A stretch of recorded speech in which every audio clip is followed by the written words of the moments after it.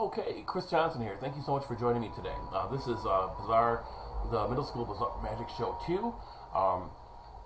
I went through the set list briefly in actually somewhat in detail in the first video, so I'll just cover it very briefly here in case you're watching these shows out of order.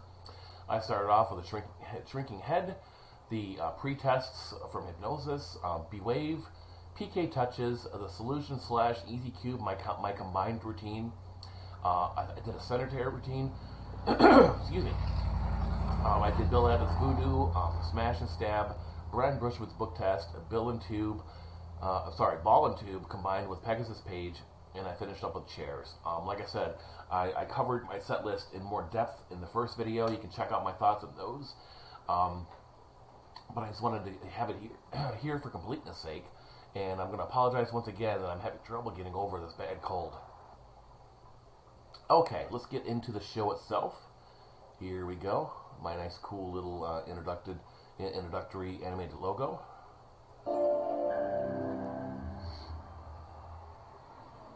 On here, the camera is pulled back a little bit to give you a better view of the stage. You can see on my left, I've got a chair with a couple of my props on it. And then right next to the chair, I've got my Bill Abbott dump box. And she's basically laying in the law and telling the kids they got to behave, which is basically par for the course for middle school administrators. They feel like they've really laid down the law for these kids for them to behave. I don't know if that's the case or not. I'm not a teacher, but both shows they kept telling me how awful the kids were, and they said that the 7th and 8th graders are really challenging, which I find really funny because these kids were great.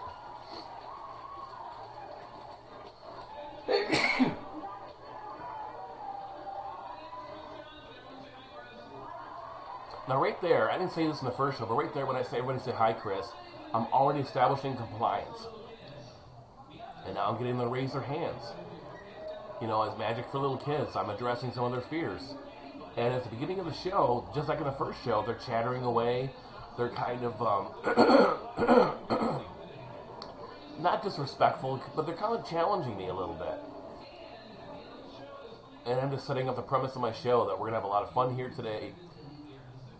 Hypnosis, people are going to be in the air, the whole psychic thing, and just basically very quickly setting the premise of the show. Letting them know I'm not going to be there with soul cankies or puppets or anything.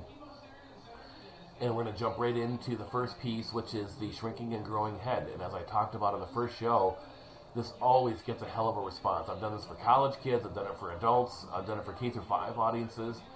It's a great way to get started because a lot of mentalism shows, for any age, they start off really slow. There's a lot of talking, a lot of setup. And with a middle school audience, you got to show them something really fast right off the get-go. And you can hear them react. And you can see the first few rows, almost every hand goes in the air. So now, of course, just as before, what better way to curry favor than get a middle schooler up on stage, make them the star of the show, and they love volunteering.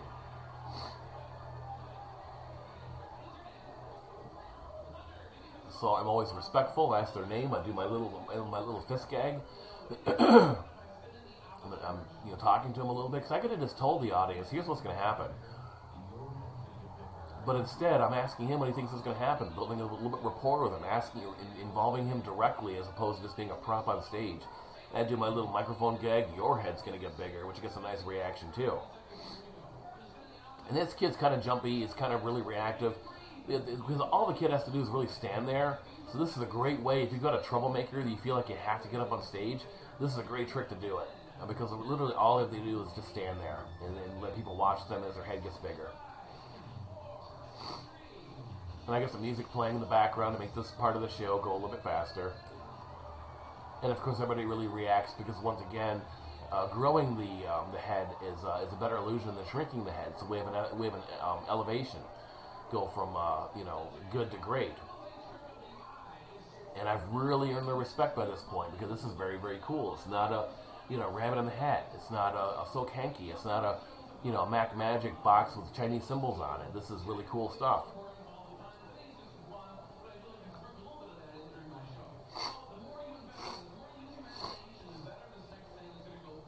And I'm setting them up how they have to use their imagination. We're getting right into the hypnotic pretests. And as I talked about in the first show, this first demonstration is more of a tendon thing. You know, as your fingers are in that position, that you can see with your fingers separated like that, with your hands clasped, the tendons want to pull your fingers closer together. So it's a physiological stunt, but it seems very cool, and the kids get a really heck of a reaction out of it. So what I'm doing is preconditioning them for the second stunt, the light heavy hands, which is pure suggestion. And what's nice about these two stunts is that it's physically direct. I mean, a lot of magicians say, I get the whole audience involved. You ask them questions, you do back and forth. But these are nice little stunts to get the whole audience involved physically, actually getting them doing something and experiencing something very cool right from where they're seated, right in the beginning of the show. So, you know, we're starting off strong with that visual illusion. We got somebody up on stage. We're respectful, made them look really cool. Now we're doing these two psychological things, and there seems to be no explanation for it. They're like, whoa, this is really cool. This is really happening. So we're hitting them really hard right at the beginning of the show with some really cool, effective, fun stuff. So I'm earning a lot of cred here. I'm earning a lot of equity for some of the slower pieces later on in the show. Because kids, I mean, these kids have got a very short attention span. Middle schoolers are typically hard to hold their attention, so you got to hit them really hard, really fast in the beginning of the show, in my opinion.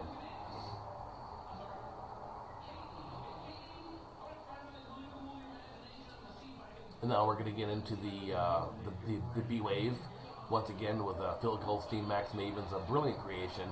And I still like doing these cool little microphone gags where I pull a microphone up to my mouth and I emphasize certain words. It adds a bit of texture to the show, you know, a couple little jokes here and there, and it emphasizes certain words which are very intriguing to this age group. You know, like voodoo and bizarre and danger and that kind of stuff too. It's an old tip I got from one of Eugene Berger's books where you pick certain power words, you sprinkle them throughout your script, and I'm really emphasizing on one microphone here, and there are certain words which just captivate certain audiences, and the words that I'm using really, really do. And this is nice because I'm doing something cool with somebody in the audience while having them come up. So the idea here is that we're crossing that threshold. And because this is something that they don't need to be up here on stage, I'm also reducing stage time, the amount of time it takes to get a person up on stage. I mean, there's nothing wrong with having this happen with somebody in the audience because they don't need to be up there, so we're saving some time.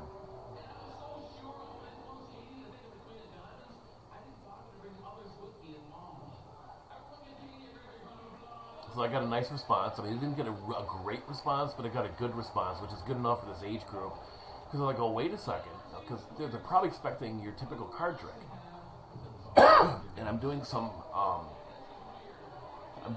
different than what they're expecting.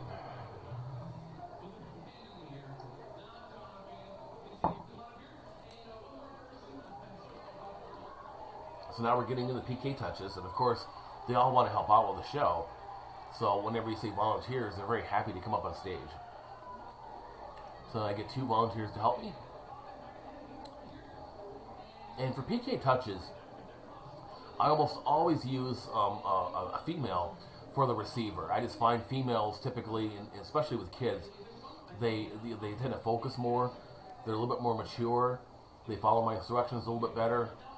So I usually use a kid, you know, a boy on my left for the sender, and then, you know, the female on my right for the receiver. And the receiver is the one that's got to do more work. You know, they're the one that have to really pay attention. They have to feel the phantom touches and that kind of thing.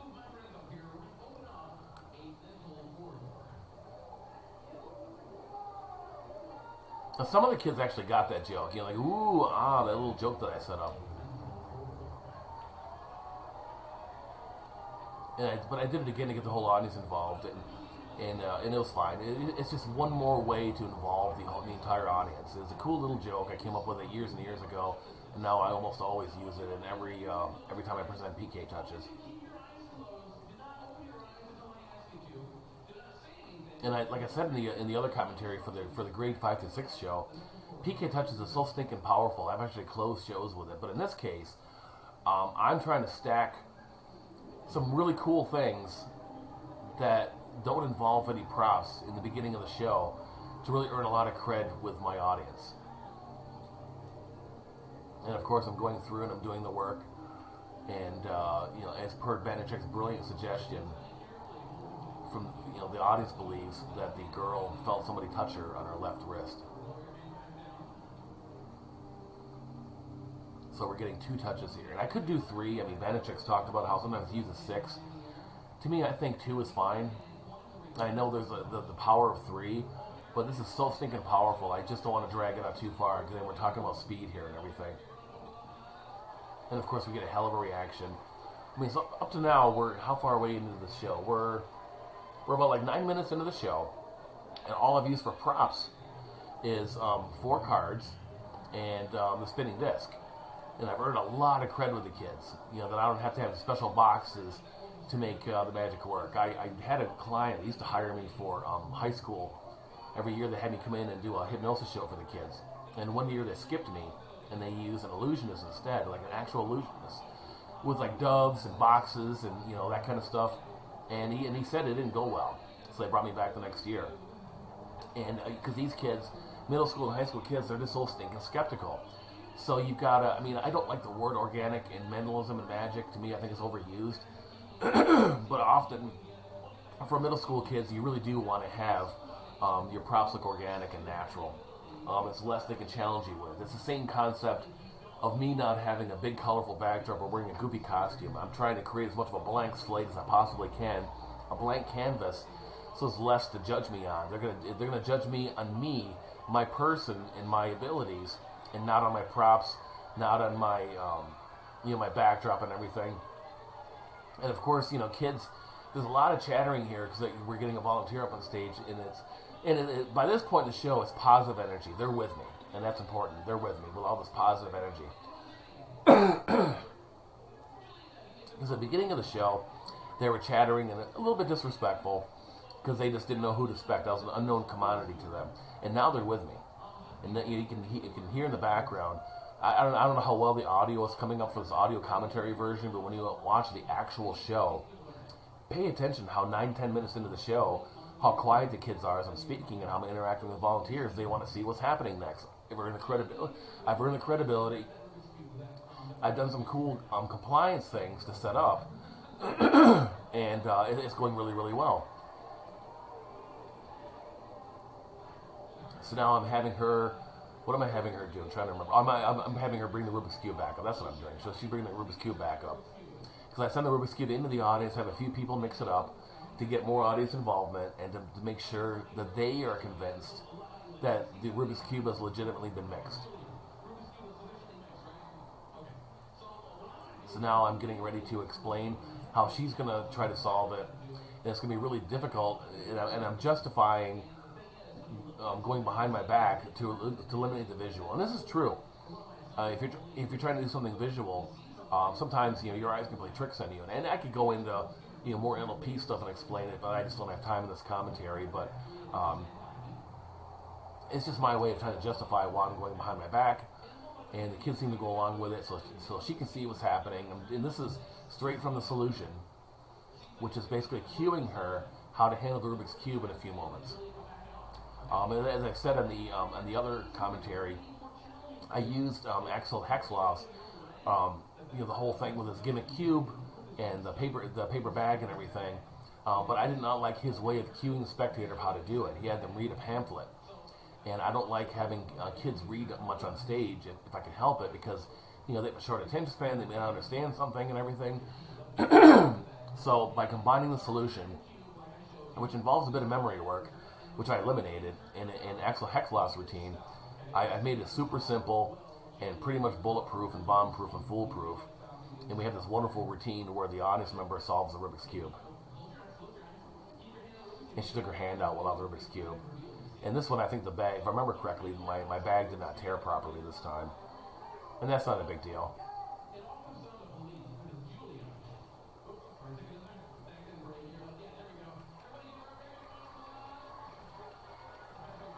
So I got a nice response. It was a little bit muted because my finale didn't go according to plan. You have to prep those popcorn bags in a specific way. and I thought I had it right for both bags, and it just didn't go all that well. So in the future, I'm not going to use Excel's popcorn bags. I'm just going to use paper bags because those are more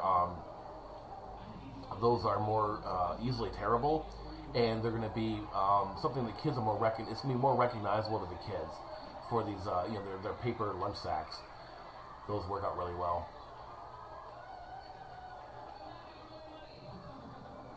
So the kids are freaking out. Oh my god, I get to be called on stage. I made the little joke. I'm not giving away money.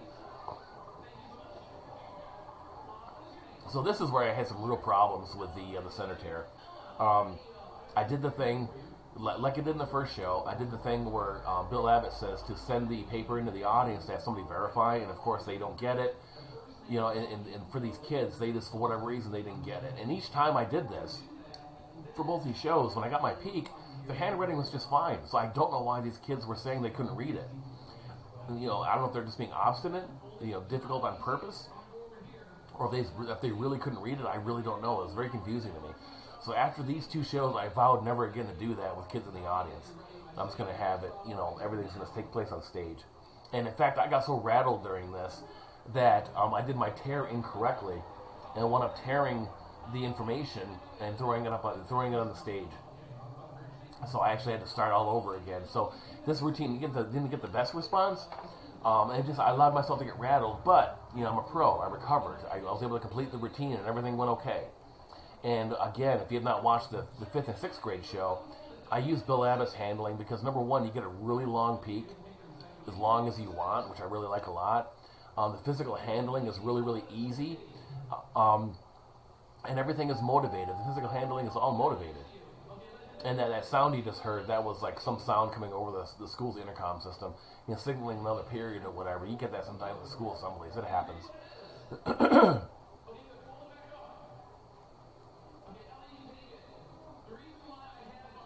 Okay, somebody actually could read it for this one, which is nice.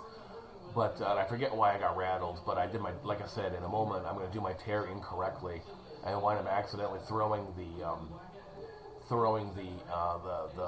piece, the center with my writing on it, right onto the stage.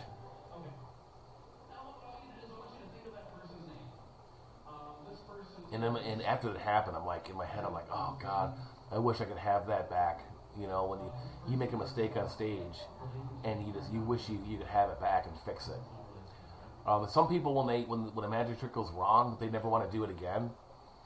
And right now I'm going. I can feel the pieces in my pocket. I got the wrong damn thing. And you can see a piece actually flew out. So I just said, screw it. I'm just gonna have her pick a different person and redo the tear again.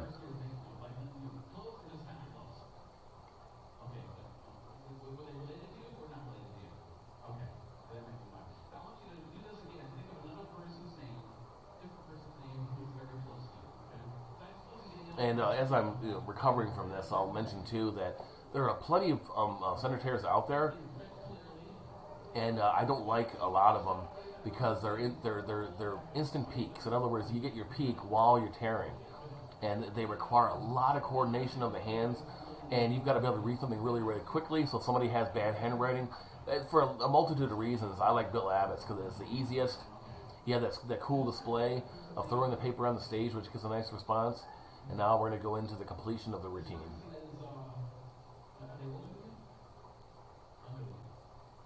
And listen, when you watch this without the commentary, listen how quiet the kids are. Even though I made that mistake, they don't know I made a mistake. They think it's part of the process. They're so quiet. They want to see how this turns out. We've got an excellent group of kids here. They're being respectful. They're engaged. It's really cool. And we're only 18 minutes into the show. So I've got my peak, and I go into this whole visualization thing, and I don't remember where I learned this, if I got it from Doc Hilford. I think I did. I think I learned this from Doc Hilford. I thought I came up with it on my own. I think I mentioned that in the last commentary, but no, I think I got this from Doc Hilford, where you have them close their eyes, act like you're getting some impulses from their hand, and then you say the name, and they react. It's really, really cool, this whole visualization thing.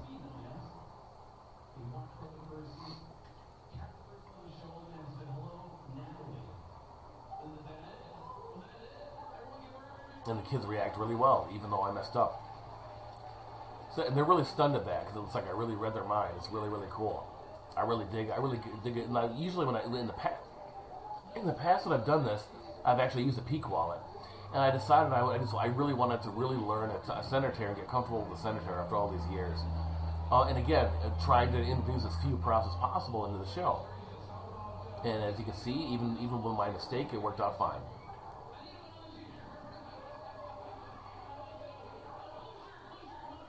And you'll see that I describe kids a lot of the times by their clothing, blue shirt, that kind of thing, because sometimes you get a kid up there with long hair, and you say, oh, the girl right there with the long hair, and you get a kid up there, and it turns out it's a boy. And then you've got the whole transgender thing and that sort of thing. So what I do now, when I get volunteers up on stage, if I'm not on the floor with them like in a gym, then I will I just identify them by clothing. And that way I make sure I don't make any kind of gender mistakes and embarrass anybody. Now we're into the Bill Abbott routine voodoo. We're doing the ashes on the palm. The ashes are already on her palm. Bill Abbott's handling for how to do that and the psychology is really, really good. And now I'm getting into my educational script. And this is something, the educational part of this is something I got from Jim Cleefield's wonderful Tales from Beyond program, where it's a whole show, mostly for libraries, about spooky stuff. And he talks about voodoo and everything, and has this really cool voodoo demonstration. Check it out. It's really wonderful. And I dropped this little bit of education about voodoo into this routine because voodoo is a very loaded word, and I didn't want school administrators thinking, "Oh my God, he's talking about voodoo. What in the hell is?" So I'm doing this to educate the kids. You get a little bit more time into the routine. And also assuade any concerns about the administrators, because with some of the tricks I'm doing, I'm walking a line, and I want to make sure they're on my side after this is over. And again, I said this in the other commentary, but one thing that's I've been using the voodoo doll, the Okita Rising doll, for about 30 years, mostly in close-up situations where I would combine it with Blistered. It's in one of my books. Check it out. One of my cause and effects books. You can check it out on the product page. It's a really cool presentation, combining the voodoo doll with Blistered, the old, getting a blister on your fingertip kind of thing. But it never occurred to me to do it in the stage show. I would do it for close-up, but it plays really well. There's like 200 or so kids in the audience, so they could see the doll rise, and it got a nice reaction. And now, of course, we have this killer reveal of the spot on her hand, and everybody freaks. All with a little teeny tiny voodoo doll and a spot on their hand. I mean, it's really, really cool. It just gets a hell of a reaction, and then I give her a wet nap because I'm a nice guy. And the wet nap again it's a nice tip. It shows that you're a nice person, and let them wipe off their wipe the ash off their hand. It's not, in my case, it's not actually ash. It's actually mascara. And let me see what I believe. I think we're getting into the danger one here. Yes, we're getting into the danger trick. And I'm doing this whole scripting where I'm talking about, just vaguely about some of the history about danger tricks, and I'm doing all this to set up my gag, where I talk about how I'm just as crazy as they are, and I want somebody who doesn't care about my well-being to help out. And I didn't do it at the last show, but maybe in this show I think I did it, where I say, oh, you're all horrible children, or what I chastise them for not caring about my well-being, in a joking way. And just a little bit of a joke. I used to call myself stupid. I used to say, "Oh my God, those magicians who do those crazy tricks are stupid." And I realized, dumb. Don't say the word stupid in a school for any reason. Okay, yeah, I just called them all sickos because they're, they don't care about my well-being. They just want to help out. So I set them up for that, and it's a lot of fun. So I get this guy up here. And we're going to have I usually use a female for this because they react really well. They get nervous and everything. But I've used a lot of females for this show so far. So, I got to play. I got to play both sides and make sure I'm fair. So I get a gentleman to help out as well too. So I do this dopey gag because my character at his core is a dork. I mean, I'm a dork. I'm not trying to be Joe Cool. I'm not trying to be David Blaine. I'm not trying to be Chris Angel. I'm a dork. So I play into my dork character, but like, look, I've got these styrofoam cups that are so dangerous. And of course they're not. The kids all react, and it's designed to provoke a reaction from the kids. And then I get into the reality of this. And as I said in the other commentary, this trick is no longer manufactured, so I will talk openly about the secrets. All four of the wooden coasters have circles engraved, concentric circles engraved, and two circles engraved on each of the wooden discs. And the circles that are engraved on the disc with a spike in it are closer together than the circles on all three other discs. So that's your cue. You simply have to look for the right disc and avoid that disc as you're smashing the cups. So it's a visual cue, which I like a lot better. I was having dinner with Bobby Motto one night, years and years ago, back when him and I talked on a semi-regular basis. And he showed me a scar on his hand where he'd actually smashed wrong and hit the knife one time. Because his method was using magnetics, where the spike was magnetic, and then you wore a PK ring, and then as your hand went over the right cup with the spike under it, you'd feel the magnetic field move the ring on your hand a little bit. That was a cue. And he got it wrong. And I told him how stupid he was for doing that because of how unreliable it was. Because even after he messed up his hand, he continued using that method. I'm like, you're crazy. And I'll say the same thing I said before. Never put a kid's hand over the cups, even if you're 100% safe. The optics are just really bad. The teachers aren't going to like that. So don't act like you're going to smash the kids' hands on the cup. I got this presentation where I'm doing the pulse, the eye movement, and then ending with the Vulcan mind meld. I got that entire presentation from Lee Earl, which I really like a lot. He did it as part of his presentation for a lock number divination. He'd have a combination lock, and he would divine the numbers in the same fashion. So I lifted that presentation right from him out of one of his books with permission and put it onto this presentation. I've been doing it like this for like 15 years or so, and it's a really fun presentation. But back to the idea of Russian roulettes. If you don't want to use a spike, you can do what I'll sometimes do is I'll put an egg inside of a bag and have a bunch of other bags and mix them all up, and I'll keep track of which egg is in which bag has the egg, and I'll do a patio force, to get down to make sure we avoid the egg and everything. That's not a bad presentation. It doesn't have the drama of this though, because you can hear how they react, like, oh my god,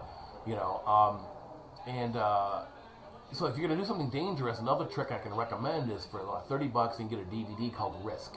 I reviewed it on the podcast. You can check it out in Penguin Magic. I really recommend it because what you're doing with that is you're using 4 staple guns, 4 heavy-duty staple guns that are all gimmicked. So it's very, very safe. And I wouldn't recommend putting it up to your face or the side of your head like they do in Risk in the presentation. But if you have them just do it against your hand, then, from the audience's standpoint, like, okay, if he gets it wrong and he staples his hand, it's going to hurt, but it's not going to maim him. It's not going to cause any long-term damage. So it's more believable, and it's a little bit easier for the audience to accept. And that gets a heck of a reaction, too. Now, I've been doing this particular routine in middle schools for years and years. I've never had a school principal or teachers react or anything like that. They're okay with it, They're okay with it because it's for middle school kids. And they probably believe that there's no danger to it. To me, I look at it the same way as for Halloween show if I'm doing an arm chopper routine for a group of 5th graders. I don't see it as any differently than that. That being said, if you don't feel comfortable putting a danger trick in your show, take it right out. I'm just giving you this part of my show for your consideration. And it gets a heck of a reaction every time. It really does.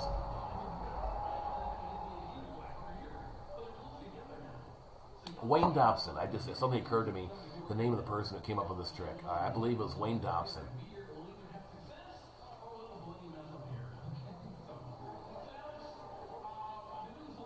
And I'll make a mention too of my performing style. I'm very casual. I've got some I've got some ahs. Because again, when I did this show, I put together this show for this specific audience. If I'm doing an educational show that I've done a million times, my presentation is a bit smoother, my scripting and everything. So I didn't have much time to practice for the show because they added this show on fairly late in the game. They had me, the district booked me for 2 high schools, and then fairly late in the game they booked me. Can you come and do the middle school as well? And I said, sure I can. And what can you do for, in fact, the principal called me. We've got a really good rapport, and his exact words were, what can you do for a group of jaded middle schoolers? And I said, oh, we'll do Chris Angel style magic. And he's like, he liked the sound of that. He was like, okay, great. So that's what we did. I've done hypnosis shows. The high school shows I did for this district were hypnosis shows. And I've done high school, or I'm sorry, I've done middle school hypnosis shows. I don't particularly like doing middle school hypnosis shows. They don't have as much of an ability to focus as much because they're younger, and if they go over okay, they don't go over great. And I'll be honest, I took this as an opportunity to try out some new material that I've been working on for my educational shows. The book test you're going to see in a moment, that it was also in the 5th and 6th grade version of the show, was the Brian Bushwood book test, and I've been fine-tuning my presentation for that and getting comfortable with it, because that's going into actually 2 of my educational middle school shows. The Center Terror, same thing. That's going into one of my other shows. So I've taken the Rubik's Cube thing, and that is going to be my opener for my Character Ed show for middle schoolers. So I took this opportunity to test out some really cool new things for my middle school educational shows. So as I talked about in the last commentary, grades 5 and 6, I'm using Brian Brushwood's book test. I got it on sale for about $600, so it is not cheap. But I believe it's the finest book test of its kind ever invented. And when I say of its kind, I mean using a gimmicked book test, a gimmick book, and it's based on the U.F. Grant principle, where there's a certain amount of words, a limited range of words, and once you know, you guide the person to pick a really long-ass word, and once you know the first letter of the word, you know what the word is. It's a very common principle. Popularized, I would say probably the most popular example of this is the Mother of All Book Tests, which I've never owned and I will never own, because it's just a made-up title, which I think is really bad. I like this because Brian went to the trouble of taking 3 legitimate titles from different eras of time. Harry Potter, Da Vinci Code, and The Shining. Even if people have not read the books, they've heard of them. And they look really convincing because they are convincing. These are legitimate hardcover books that Brian and his team altered to the gimmick. And people can flip through them, they can read them, and go, okay, I remember this subplot, I remember this character's name, this dialogue reads fairly naturally and everything. And it works like gangbusters. And the other version of the U.F. Grant principle that I actually did buy, because back when I was getting into book tests, I was in my early 20s, and I didn't want to pay $300 for a book test, so I got Terry Rogers. It was called The Key, and that was for like $150. Same basic principle, but they were really horribly produced books. They did not have an ISBN number in the back, so they didn't look like real books. They did not have. If you took more than 3 seconds reading the pages, you'd realize quickly that the books could not be read. So if anybody took even longer than 3 seconds picking a word, the books were just like gobbledygook. It's the worst book test of its kind I've ever seen. I was like, ugh. And people praise it. I'm like, I don't get it. It's crappy. Where this one is the best of its kind. And it also has 2 other reveals in it too. You can do like a picture reveal. You can also do a dialogue reveal too, which is really nice too. I usually just do one because again, we're talking about a lot of process here. And this is why, speaking of pacing, I put this. We're 32 minutes into the show, and I put it this late into the show because I wanted to earn a lot of cred with the kids. With a lot of fast routines, a lot of danger, a lot of flash and sizzle, so forth. This is a slower routine. So I want to put this routine later in the show after I've already earned their cred. There's not a lot going on right here. Okay, now I'm revealing that picture, and the kids are like, this is dumb. But I've earned their cred, so they're not booing me. And that's, you get the picture, and it's all Brian's way, which he got from Cody Fisher, to learn the first letter of the word, and I'm able to complete the routine. But if I tried to put that gag earlier in the show, the kids would have probably booed me. So I put this book test later on the show after I've earned a lot of cred with the kids, a lot of equity. And it's also like a roller coaster. We started off really hot with a lot of energy from the kids, a lot of negative energy I had to dispel. We did the quick thing with the optical illusion, moved into the cool thing where we got everybody involved physically in the audience. A lot of really creepy stuff, like with the PK touches and that kind of thing, and then the voodoo especially. So now I've earned a lot of equity with them, so now it's like a roller coaster. Now this is a low energy section of the show, because if you have them up too long, you're going to lose control. And we got a nice reaction from her, nice reaction from the audience. Okay, I guess I'd forgotten. I guess I am going to go with the dialogue thing with this too. Yeah, so that's just another reveal I can do. So I got a good reaction from her. So on the spur of the moment, I decided, you know what, screw it. We're going to do the dialogue thing too. And that was just like a spontaneity on my part, and which is nice about this book test. You can jump from one to the other very, very quickly. So yeah, so they're with me. They're focused on me. They're being really respectful. I've got their attention. We're in good rapport with each other. It's really, really, done really well. And again, she gets a nice reaction. We get a nice completion to the routine. And then now we're going to move into the ball and tube and Pegasus page routine.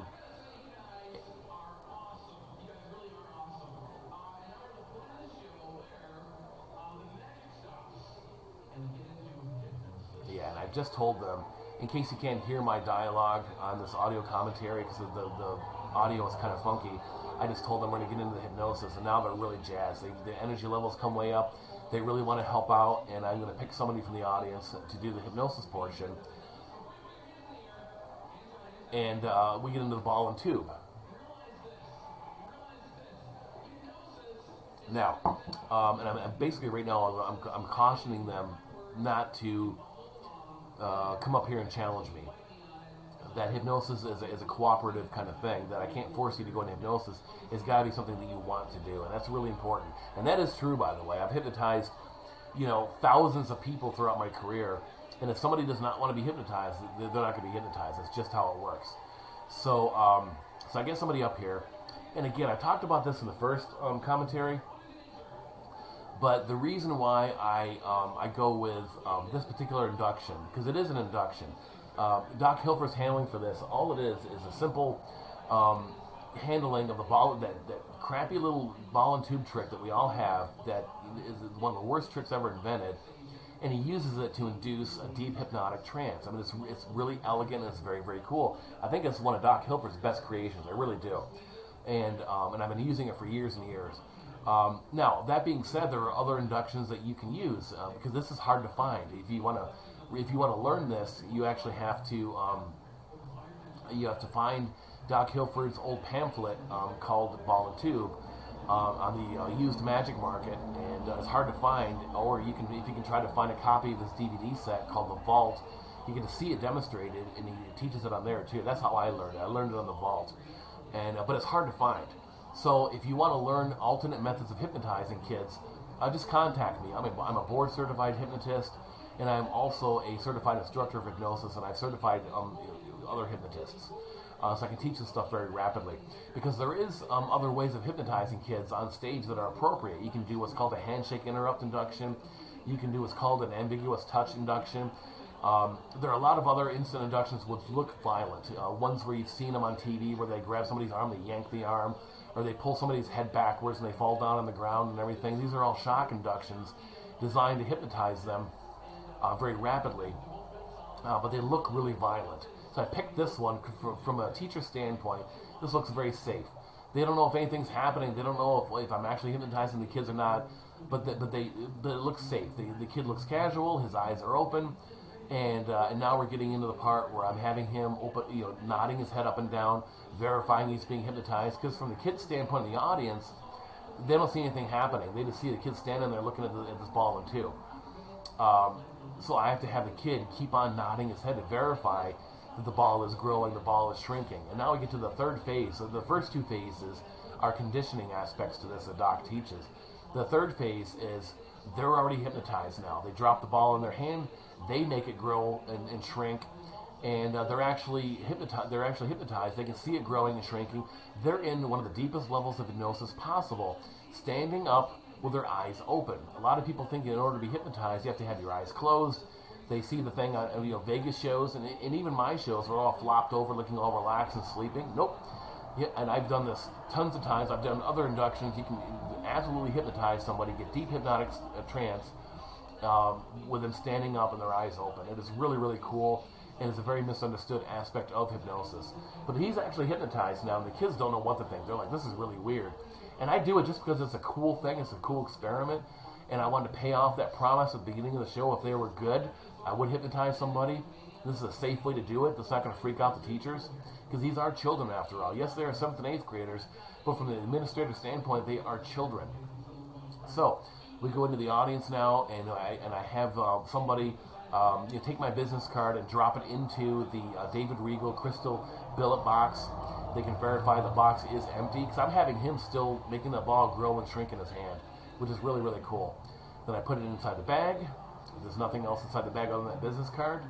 And then we set the bag down, and now it's set. And now the torn page is now ready to be revealed inside the box. That's the brilliance of David Regal's creation. So now I'm going to pull out the chair, have him get set for the book test. Now, I said before that I think the Brand Brushwood book test is the best of its kind in existence, and I really firmly believe that. But I think the best book test ever created was Pegasus Page. The idea of, you have somebody look at a page in a book, you're able to read their mind, or in this case, I'm predicting it. This part of it I got from Chris Carter. But the whole storyline, where I'm actually trying to force them to think and see of things, that's something I came up with independently. Notice how I'm touching them. I'm setting up this bogus anchoring thing later on. But I believe that this is his. You see him just rub his eyes. That's really cool. It's another indication of deep trance. When you're really hypnotized, your eyes get puffy. There's redness in the eyes and everything. It's very cool. But anyway, I think this is the best book test ever created, because you have this cool visual aspect of it. Yes, you can do a prediction or read their mind with the word and the page number. You get this kick-ass visual aspect of it, where the page is torn out and reappears someplace else. I mean, to me, there's just nothing more powerful in the world of book tests. I don't think there's another book test anywhere near as powerful as this. And the best part is, if you learn this from Chris Carter, the methodology, run to the bookstore or run to the dollar store and get a couple of paperback books, and you can do this yourself. Very cheaply, and I love that. So now I'm revealing, I'm supposedly reading his mind. So he's verified that I've got everything correct, the choices. And now I reveal that I knew in advance what words he was going to pick. I predicted it. And I show it to the audience. And he's stunned that I actually predicted it. So to him, this is a kick-ass thing. Now the audience is like, okay, that's not bad. I don't get much of a reaction for that, because it's similar to what I just did. To them, it's almost like a repeat from the previous book test. But that's okay, because I'm setting them up for like a bigger hit later on. And now he's like freaking out because, we have the torn page.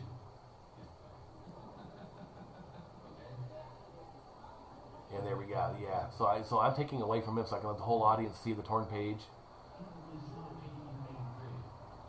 And now I'm telling him this bogus explanation that he didn't really see page 183.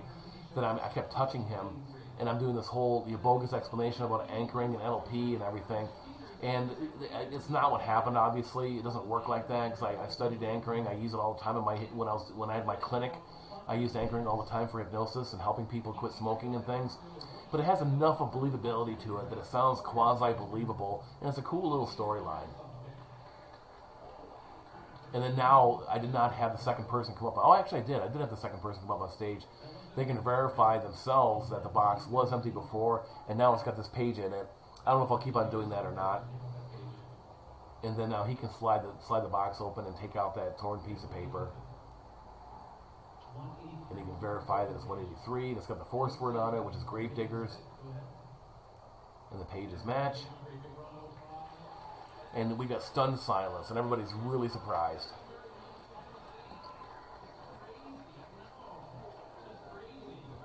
So now we're at a low point in the show, in terms of energy.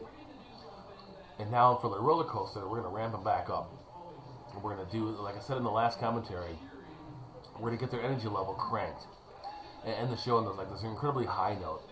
And it's my choice. A lot of magicians like to end on something small with low energy.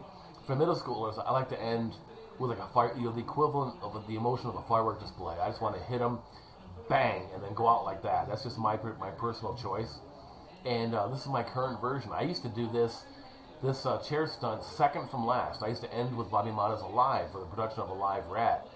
And I no longer do that trick because, for a lot of reasons I won't get into. But this is really a great way of ending the show, and honestly, you do it right, you really can't follow, because the energy level is so high. And I've done it, but it's really hard to follow this with anything else. And as I talked about in the last commentary, I learned how to do this from Steve Seguin, where he has a lot of detail about safety and logistics and a lot of really important details. So while you could technically learn it by watching me do it, because it's an old, there's no trick to it. It's an old circus stunt that dates back 100 years or so. I forget how far back it goes. Steve covers it in his course, but I really think you should, do yourself a favor and get good instruction on this, because if you do it incorrectly and you don't have all the logistics in place, people could get hurt. And now I'm in the audience, I'm picking the volunteers, and I'm trying to get 4 volunteers who are going to be compliant in a relatively similar height, and you get a lot of different height, and especially middle schools and high schools, you get a lot of kids that are really tall, a lot of kids that are really tiny. And I got that one girl's a little bit taller, and that one girl's a little bit shorter, but they're all similar enough. I think we're going to be fine. So I get 2 boys and 2 girls. So I like to have that mix, because first of all, it's fair, and second of all, it's nice because when they start touching each other, when they start laying across each other's laps, you get the whole reaction from the audience. It's a little bit of a free humor, which is kind of nice. And as I said in the last commentary, the key thing with this, which is why I have a relatively stripped down presentation, is it's all about safety. And I'm telling the kids to keep their feet in place, listen to my instructions. When you're laying over each other, I'm going to tell them, when I pull out a chair, they're going to lift their bottoms, which makes pulling out a chair a lot easier, and it's easier on them physically. And I'm checking their feet now to make sure their feet are flat and in front of the chair legs. Have them lift up their arms, and I'll have them leaning across each other. And of course, the audience freaks out, even though I've told them they're going to touch each other. And there's a lot of other free comedy in this too, because oh my God, they're touching each other, and it's really cool. There's a lot of chitter chatter going on in the audience right now, but it's positive energy. And like I said, at this point, I don't care, because we're not doing a magic trick. We're just ramping it up, going for the fireworks ending, and I'm okay with that. And then I do the Avengers theme for my music, and I think I got it wrong here.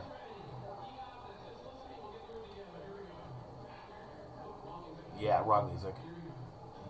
Yeah, so here we go. I got the right music, and I'm coaching them the entire time about keeping your bottoms in place and your feet planted and that kind of stuff. Got the first chair out, and I'm pulling on the second chair. And you can hear, when you watch this without my commentary, you can hear the energy level of the kids rising. With each chair, it becomes more and more impossible because it looks so freaking cool. I'm having a little bit of trouble here because this one kid is just not getting my instructions and keeping his bottom up and everything like that. I'm a little bit worried, but we're okay. So I touch her, raise your bottom, boom, we got it. And everybody loses their minds. It's really, really cool. And now, I just have them gently guide themselves down, so they don't. It's just an easier way to end the routine. Steve talks about putting the chairs underneath their bottoms to end the routine, and I've tried that. It's hard to get them to get their bottoms up in the air again and everything. So to end the show on a high note, I just allow them to gently fall on the ground. And it goes over fine. It goes over just fine. And now I'm getting into my closing. Same thing. I talked about how great they were, how much fun I had, and how I want them to, I want to see them again with another educational show. I'm laying in the groundwork for another thing. And I tell them to be as respectful to the teachers as they were for me. And, just really simple close and nothing fancy. And that's the show. I really had a great time doing the show. We had some really great kids up on stage. They're really respectful. And again, I'll reiterate the same thing I reiterated on the last commentary. The administrators kept telling me, how awful the kids were. Before the 5th and 6th grade show, they told me how awful the kids were. Before the 7th and 8th grade show, they said, oh, these kids are even worse. And I find it so irritating. It's like, why do you do that? Why first of all, don't say it to your presenters. And second of all, what you believe in your heart is going to be reflected in your actions to the kids. And I just think that's really crappy. Now, you'll also notice I did the exact same show for grades 5 and 6 through 7th and 8.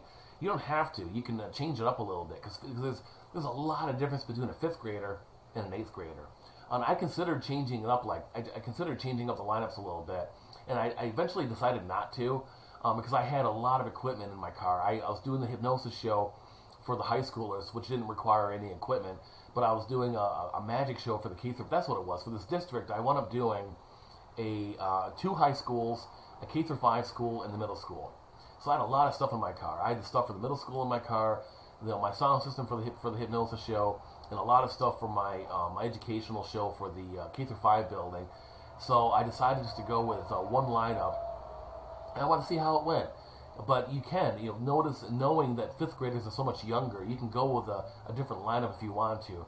But most of the time when I'm working for grades 5 through 8, I'll just do the same lineup, and it goes over like gangbusters, as you can see here.